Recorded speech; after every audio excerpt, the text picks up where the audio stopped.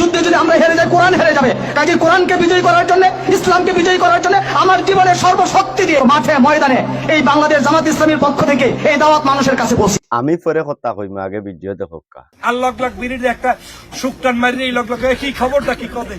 ঝালকাঠি এক আসনে জামায়াত মনোনীত প্রার্থী ফয়জুল হকের বিতর্কিত বক্তব্য সোশ্যাল মিডিয়ায় ভাইরাল হয়েছে। তিনি মন্তব্য করেছেন, বিড়িতে শুকটান দিয়েও যদি কেউ দাড়িপাল্লা প্রতীকের দাওয়াত দেয় তবে আল্লাহ তাকে মাফ করে দিয়ে ভালো মানুষ বানিয়ে দিতে পারেন।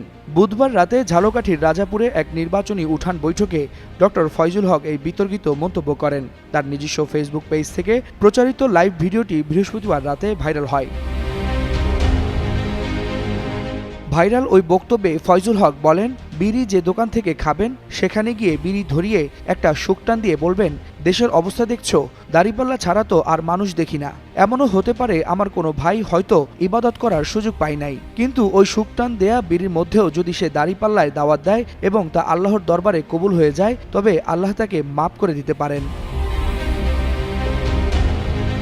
ফয়জুল হকের ওই বক্তব্যে সারা দেশে ব্যাপক সমালোচনা তৈরি হয়। তার ওই বক্তব্য নিয়ে খোদ জামাত শিবিরের সমর্থকদের মাঝেই তীব্র প্রতিক্রিয়া দেখা দিয়েছে। তারা বলছেন, যখন জগন্নাথ বিশ্ববিদ্যালয়ের ছাত্র সংসদ নির্বাচনে শিবির ভূমিধস জয় পেয়ে সারা দেশের সমর্থকদের আরও উজ্জীবিত করছে, ঠিক ওই সময় ফয়জুল হকের এই বিতর্কিত বক্তব্য যোগসুর বদলে সবাই ফয়জুল হককে নিয়ে কথা বলছে। অর্থাৎ এই বিতর্কিত বক্তব্য ভিন্ন দিকে মোড় ঘুরিয়ে দিয়েছে। এজন্য বিতর্কিত বক্তব্যের কারণে দলীয়ভাবেও এখন ফয়জুল হক বেকায়দায় রয়েছেন বলে বিভিন্ন সূত্র জানিয়েছে। দল তাকে নিয়ে বিব্রত।